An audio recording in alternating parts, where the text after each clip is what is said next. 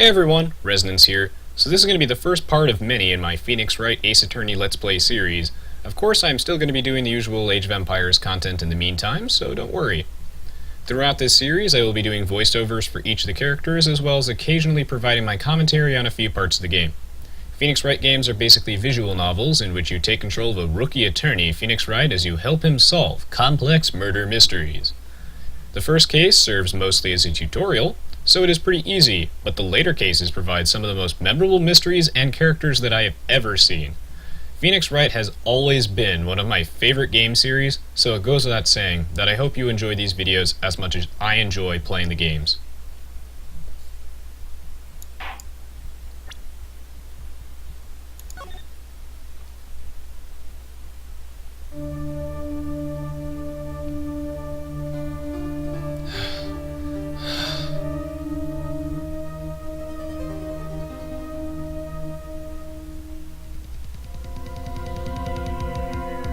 Damn it! Why me? I can't get caught. Not like this. I've gotta find someone to pin this on. Someone like him. I'll make it look like he did it.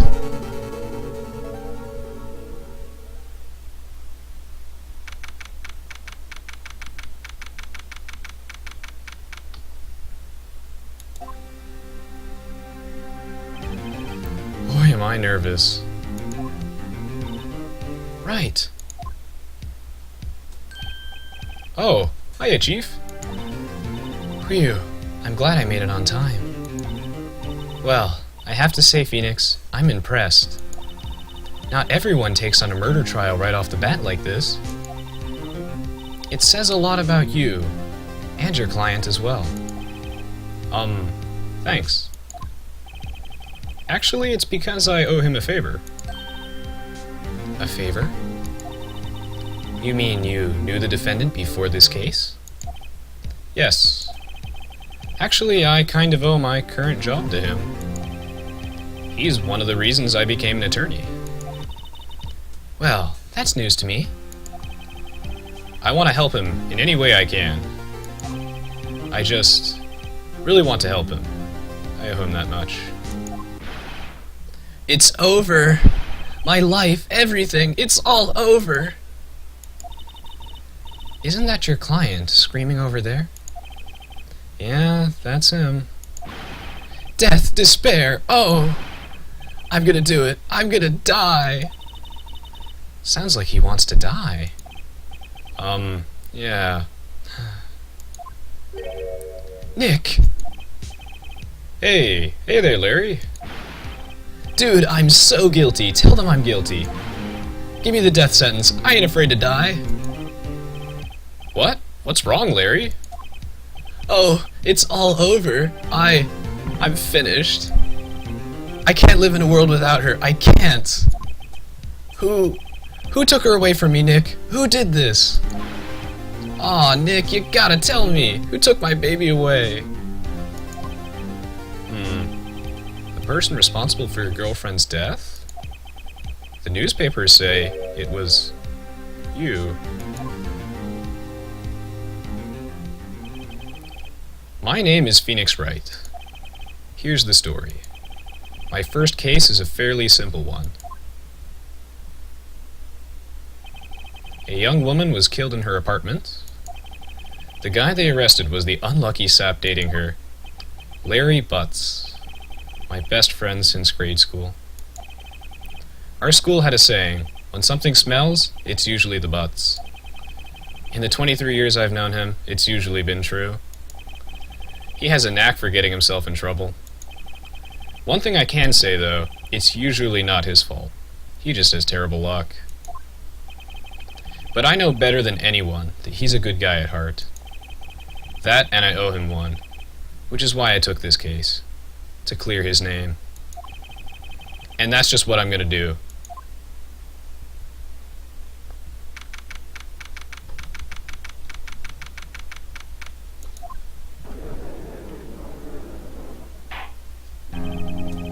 The Court is now in session for the trial of Mr. Larry Butts. The prosecution is ready, Your Honor. The, defense is ready, Your Honor. Mr. Wright, this is your first trial, is it not? Yes, Your Honor. I'm, a little nervous. Your conduct during this trial will decide the fate of your client. Murder is a serious charge. For your client's sake, I hope you can control your nerves. Thank you, Your Honor. Mr. Wright, given the circumstances, I think we should have a test to ascertain your readiness. Yes, Your Honor. Hands shaking, eyesight fading. The test will consist of a few simple questions. Answer them clearly and concisely. Please state the name of the defendant in this case. The defendant? Well, that's Larry Butts, Your Honor. Correct. Just keep your wits about you and you'll do fine. Next question. This is a murder trial. Tell me, what's the victim's name? Whew. I know this one. Glad I read the case report cover to cover so many times. It's... wait... uh-oh. No way! I forgot? I'm drawing a total blank here. Phoenix, are you absolutely sure you're up to this? You don't even know the victim's name. Oh, the victim? Oh, of course I know the victim's name. I, just forgot. Temporarily. I think I feel a migraine coming on. Look, the defendant's name is listed in the court record. Just touch the court record button to check it at any time, okay? Remember to check it often. Do it for me, please. I'm begging you. Let's hear your answer. Who is the victim in this case? The victim's name is Cindy Stone. Correct. Now tell me, what was the cause of death? She died because she was? She was struck once by a blunt object. Correct. You've answered all of my questions. I see no reason why we shouldn't proceed. You seem much more relaxed, Mr. Wright. Good for you. Thank you, Your Honor. Because I don't feel relaxed, that's for sure. Well then. First, a question for the prosecution. Mr. Payne? Yes, Your Honor. As Mr. Wright just told us, the victim was struck with a blunt object. Would you explain to the court just what this object was? The murder weapon was the statue of the Thinker. It was found lying on the floor next to the victim. I see. The court accepts it into evidence. Right. Be sure to pay attention to any evidence added during the trial. That evidence is the only ammunition you have in court. Touch the court record button to check the court record frequently. Alright, since they keep telling us to, I'm going to go check the court record right now. As you can see, this is the list of all the evidence that we have so far. Evidence will get added into this list as the trial goes on, or if someone happens to give it to you. We've got our trusty attorney's badge here. This autopsy report for the victim. Notice the time of death is 4 to 5 p.m. And the cause of death was loss of blood due to blunt trauma. And then we have the statue of the Thinker right here, which is the murder weapon, as Prosecutor Payne has said. And then if you go to up here, there's the profiles section, in which you can see the profiles of all the characters in this particular case. So that's our friend and fellow defense attorney, Mia Fey. It's Larry Butts, the defendant. Cindy Stone, the victim. And Winston Payne, the prosecutor.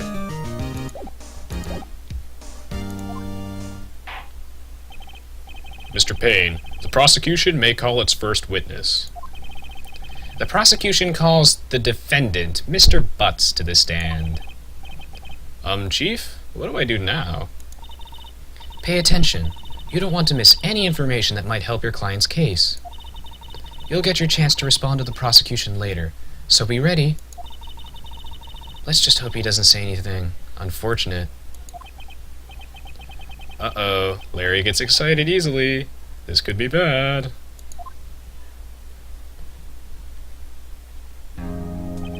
Ahem. Mr. Butts, is it not true that the victim had recently dumped you? Hey, watch it, buddy! We were great together! We were Romeo and Juliet, Cleopatra and Mark Anthony! Didn't they all die? I wasn't dumped, she just wasn't taking my phone calls or seeing me, ever. What's it to you anyway? Mr. Butts, what you describe is generally what we mean by dumped. In fact, she had completely abandoned you, and was seeing other men. She had just returned from overseas with one of them the day before the murder. What do you mean, one of them? Lies, all of it lies. I don't believe a word of it. Your Honor, the victim's passport. According to this, she was in Paris until the day before she died.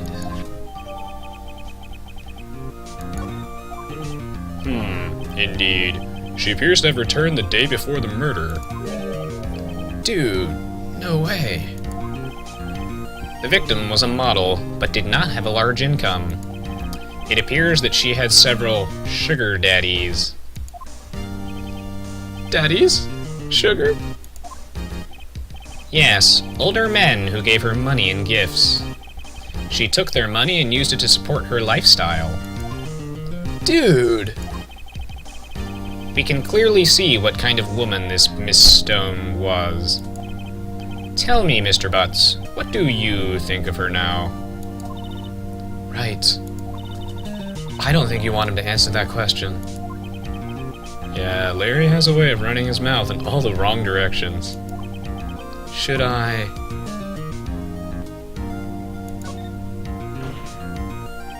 My client had no idea the victim was seeing other men.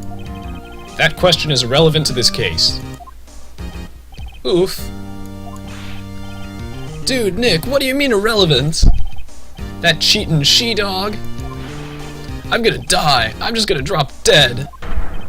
Yeah, and when I meet her in the afterlife, I'm gonna get to the bottom of this. Let's continue with the trial, shall we? I believe the accused's motive is clear to everyone. Yes, quite.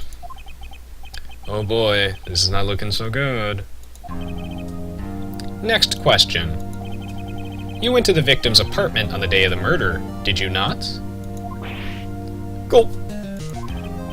Well, did you or did you not? Heh. Well, maybe I did, and maybe I didn't. Uh-oh. He went. What do I do? I know. I'll send him a signal. Tell the truth. Yeah, I was there. I went. Order. Well, Mr. Butts? Dude, chill. She wasn't home, man, so, I didn't see her. Your Honor, the defendant is lying. Lying? The prosecution would like to call a witness who can prove Mr. Butts is lying. Well, that simplifies matters. Who is your witness? The man who found the victim's body. Just before making the gruesome discovery, he saw the defendant fleeing the scene of the crime.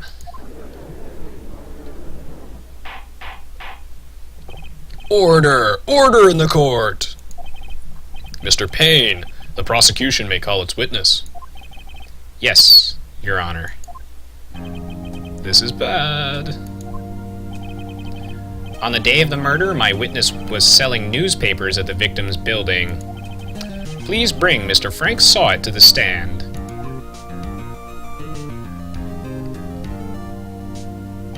Mr. Sawit, you sell newspaper subscriptions, is this correct? Oh yes, newspapers, yes. Mr. Sawit, you may proceed with your testimony. Please tell the court what you saw on the day of the murder.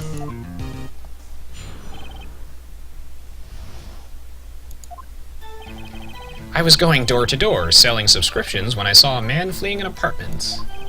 I thought he must be in a hurry because he left the door half open behind him. Thinking it strange, I looked inside the apartment. Then I saw her lying there, a woman, not moving, dead. I quailed in fright and found myself unable to go inside. I thought to call the police immediately. However, the phone in her apartment wasn't working. I went to a nearby park and found a public phone. I remember the time exactly. It was 1 p.m. The man who ran was, without a doubt, the defendant sitting right over there.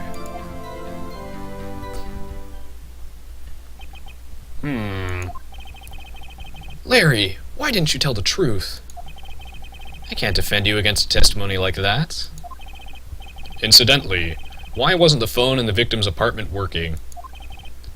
Your Honor, at the time of the murder, there was a blackout in the building. Aren't phones supposed to work during a blackout? Yes, Your Honor. However, some cordless phones do not function normally.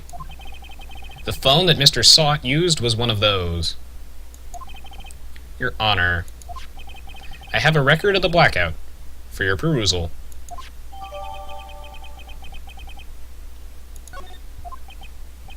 Now, Mr. Wright. Yes, Your Honor. You may begin your cross-examination. Cross-examination, Your Honor? All right, Wright. This is it. The real deal. What exactly am I supposed to do? Why, you expose the lies in the testimony the witness just gave. Lies? What? He was lying? Your client is innocent, right? Then that witness must have lied in his testimony. Or is your client really guilty? How do I prove he's not?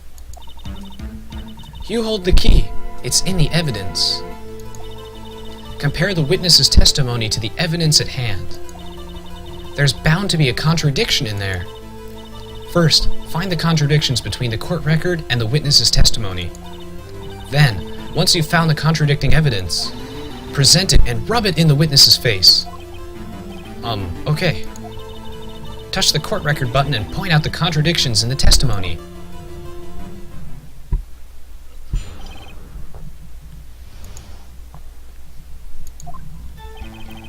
I was going door to door selling subscriptions when I saw a man fleeing an apartment. I thought he must be in a hurry because he left the door half open behind him. Thinking it strange, I looked inside the apartment. Then I saw her lying there, a woman, not moving, dead. I quailed in fright and found myself unable to go inside. I thought to call the police immediately. However, the phone in her apartment wasn't working. I went to a nearby park and found a public phone. I remember the time exactly. It was 1 p.m. Alright, so as you guys can see here, I have two buttons. I have this press and present button. If I press him, I can ask him for more information, and he might add, say, extra information to his testimony. So he might add another part to his testimony. Or, if I've already found the contradiction, I can present the evidence that contradicts whatever his statement is. But if there were, for example, no contradictions in his testimony, then I would just press him for more information until he makes a mistake. So we're going to go to the present button here. And dun dun dun! You found the body at 1 p.m. You're sure? Yes, it was 1 p.m. for certain. Frankly, I find that hard to believe. Your statement directly contradicts the autopsy report. The autopsy report notes the time of death at some time after 4 p.m. There was no body to find at 1 p.m. How do you explain this 3-hour gap?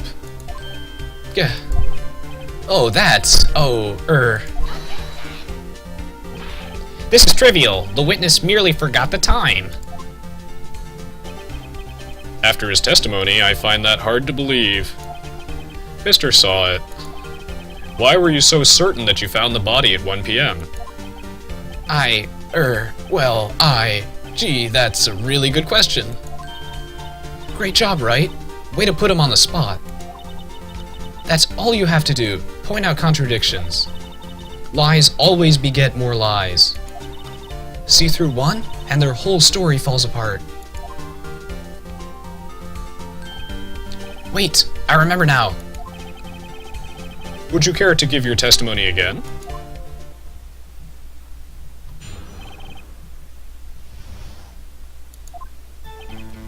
You see, when I found the body, I heard the time.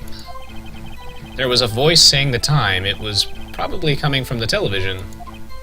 Oh, but it was 3 hours off, wasn't it?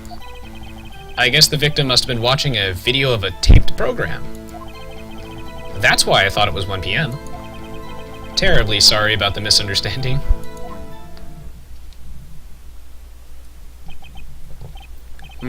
I see. You heard a voice saying the time on a taped program. Mr. Wright, you may cross-examine the witness. Right. You know what to do.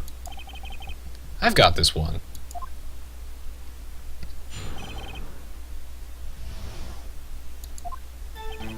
You see, when I found the body, I heard the time. There was a voice saying the time. It was probably coming from the television. Oh, but it was 3 hours off, wasn't it? I guess the victim must have been watching a video of a taped program. That's why I thought it was 1 p.m.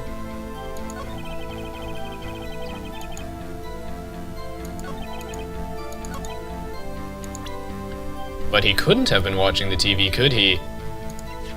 Because there was no electricity. Hold it right there. The prosecution has said there was a blackout at the time of the discovery. And this record proves it. You couldn't have heard a television or a video. Gah! Well, The defense has a point. Do you have an explanation for this, Mr. Sawit? No, I find it quite puzzling myself, quite. Wait, I remember now. Mr. Sawit? The court would prefer to hear an accurate testimony from the very beginning.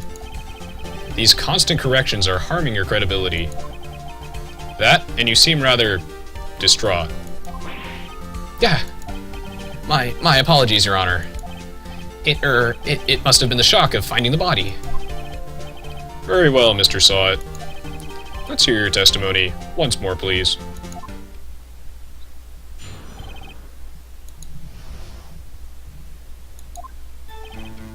Actually, I didn't hear the time. I saw it. There was a table clock in the apartment, wasn't there? Yeah, the murder weapon. The killer used it to hit the victim. That must have been what I saw.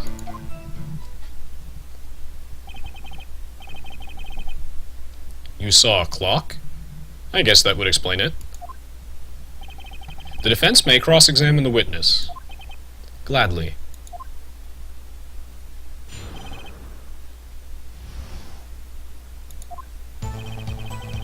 Actually, I didn't hear the time. I saw it. There was a table clock in the apartment, wasn't there? Yeah, the murder weapon. The killer used it to hit the victim. But, if you look in your court record, and you look at the statute, there's no way that he would know that the murder weapon was actually a clock, if he had not used it himself. Or at least been in the apartment. Wait just a moment. The murder weapon wasn't a clock. It was this statue. Now, how is this supposed to be a clock? Wah! You with your objections and your evidence, just who do you think you are? Just answer the question, Mr. Sawit.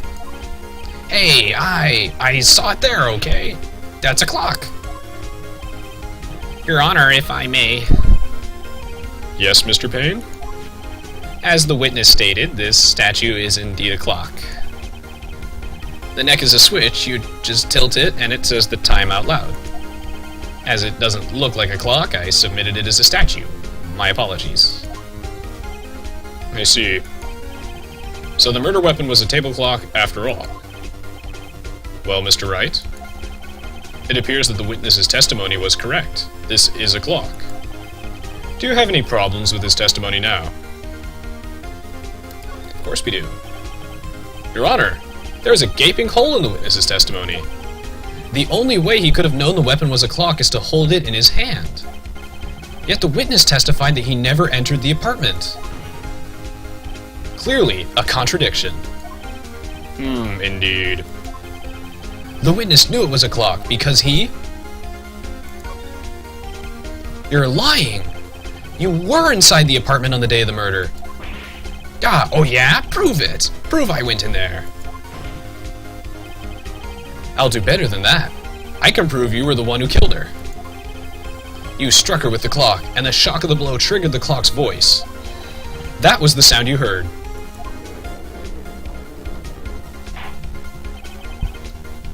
Order in the court! Intriguing. Please continue, Mr. Wright. Yes, Your Honor. Mr. Sawet, the sound must have left quite an impression on you. Understandable, since the murder weapon spoke just as you hit the victim. The voice was burned into your mind. That's why you were so certain about the time. Wow, what's the meaning of this? This is all baseless conjecture. Baseless? Just look at the witness's face. Would the victim care to elaborate? Would the witness care to elaborate? Did you strike the victim with the clock? That day, I never. Look, the clock, I heard, no, I mean, I saw the, Gah! Shut up, I hate you! It was him, I tell you. I saw him. He killed her. And he should burn, give him death. Order in the court, I say. Your Honor, a moment, please. There isn't a shred of evidence supporting the defense's claims. Mr. Wright. Your Honor? You claim the sound the witness heard came from the clock. Do you have any evidence? The whole case is riding on this. I'd better think it through carefully. Yes, Your Honor. The sound Mr. Sawet heard was definitely this clock. A fact which is clear if you simply...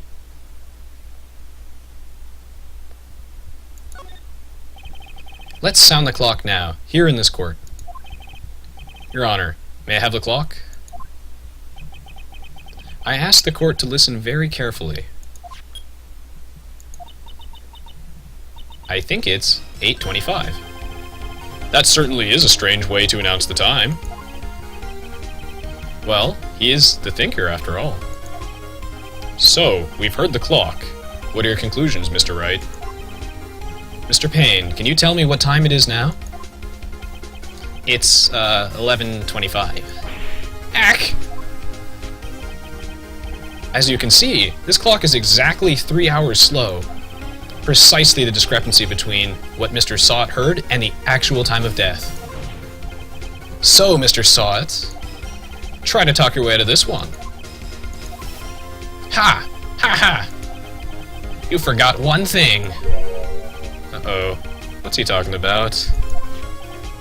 While it may seem like that clock is running 3 hours slow, it proves nothing. How do you know it was running 3 hours slow on the day of the murder? If you can't prove that, you don't have a case. He's right. How am I going to prove that? Damn it. I was so close.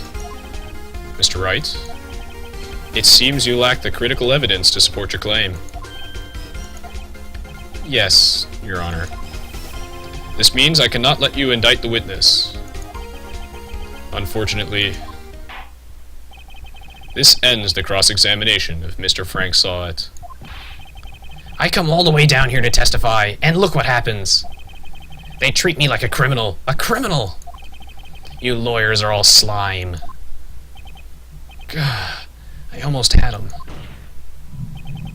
Sorry, Larry. I failed you. There's nothing I can do about it now. Not so fast, Mr. Saw-It. Chief. Listen up, Wright. Don't throw this one away. Not like this. Think. But Chief, it's over.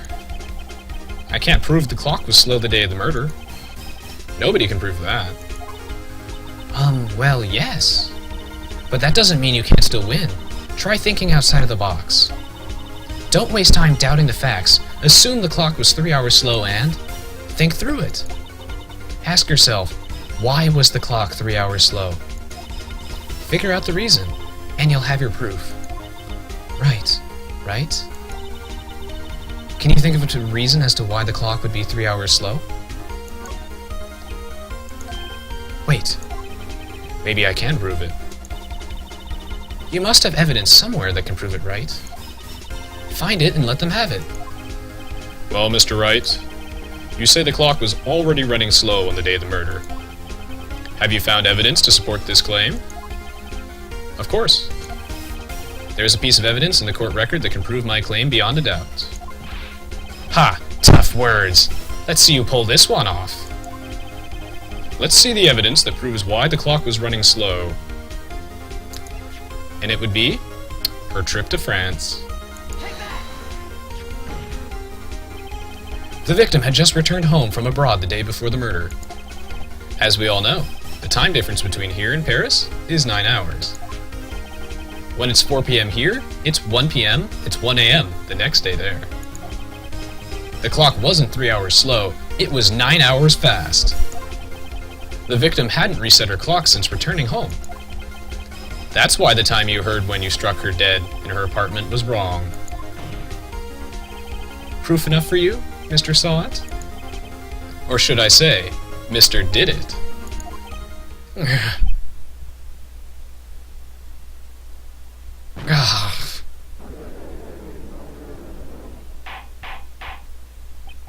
Order! Order, I say!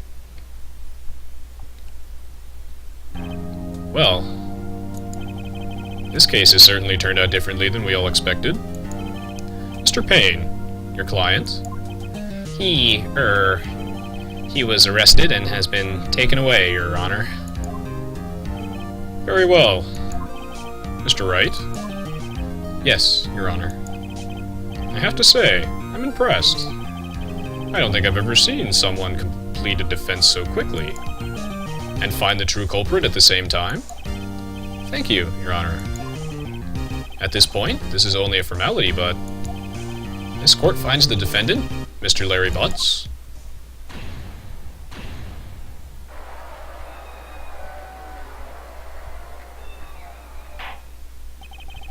And with that, the court is adjourned.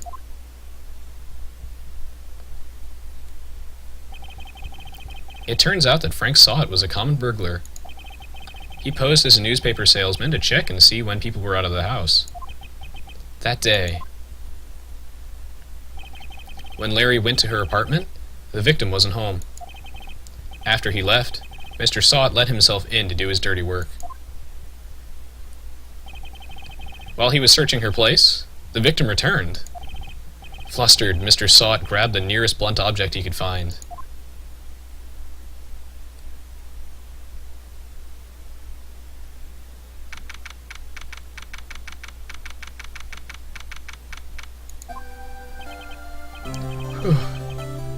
I still can't believe we won. Right. Good job in there. Congratulations. Thanks, Chief. I owe it all to you. Not at all. Not at all. You fought your own battles in there. It's been a while since I've seen a trial end on such a satisfying note. I've never seen the Chief looking this happy. If she's this glad, imagine how Larry must feel. My life is over. Larry, you're supposed to be happy. What's wrong now? Aw, Nick. Don't worry about me. I'll be dead and gone soon. Good. Wait. No. I mean, bad. Larry, you're innocent. This case is closed. But my Cindy Windy's gone, man. Gone forever. Larry, she was Never mind. Congratulations, Harry. Harry?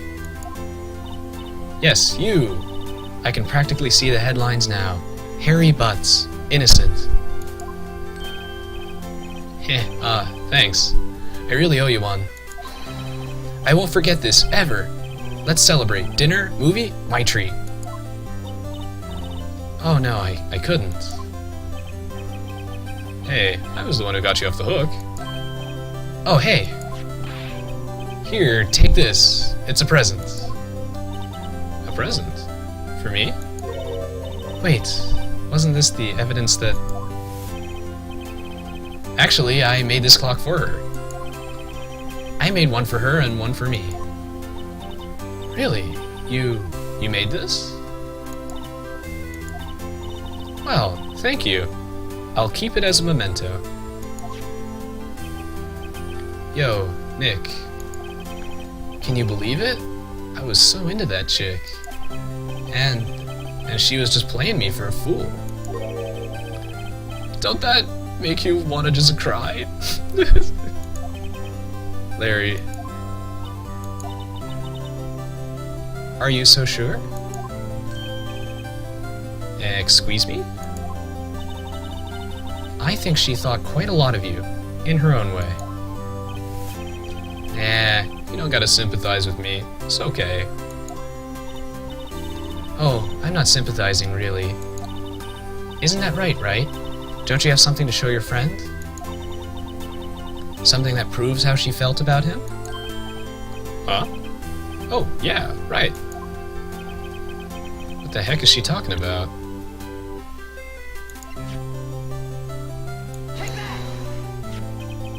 Check this out, Larry. Proof positive you weren't just some chump to her. Huh? Where'd you get that clock? This is the clock you made for her, Larry. She took it with her when she traveled. She probably just needed a clock, that's all. You think so? It's a pretty heavy clock to take traveling. Well, make of it what you will. Hey, Nick? I'm glad I asked you to be my lawyer. Really, I am. Thanks. Hope that made him feel a little better. Right? I hope you see the importance of evidence now. Also, hopefully you realize things change depending on how you look at them. People, too. We never really know if our clients are guilty or innocent. All we can do is believe in them. And in order to believe in them, you have to believe in yourself. Right. Listen. Learn. Grow strong. Never let go of what you believe in. Never. Well, I think our work here is done. Shall we be off? Yeah, I guess so. Say, how about dinner? On me. We'll drink a toast to innocent butts. Yeah. Oh, speaking of Harry, you were saying part of why you became a lawyer was because of him. Yeah, part at least. You'll have to tell me more about it sometime. Maybe over drinks? And so, my first trial came to a close. Larry slapped me on the back and said, "Gee, Nick, it's good to have friends." But I'm pretty sure he's not going to pay me. Unless you count the clock he gave Mia. I didn't know it then, but that clock was soon going to be at the center of another incident. And my promise to tell the chief about me and Larry would be one promise I wouldn't be able to keep.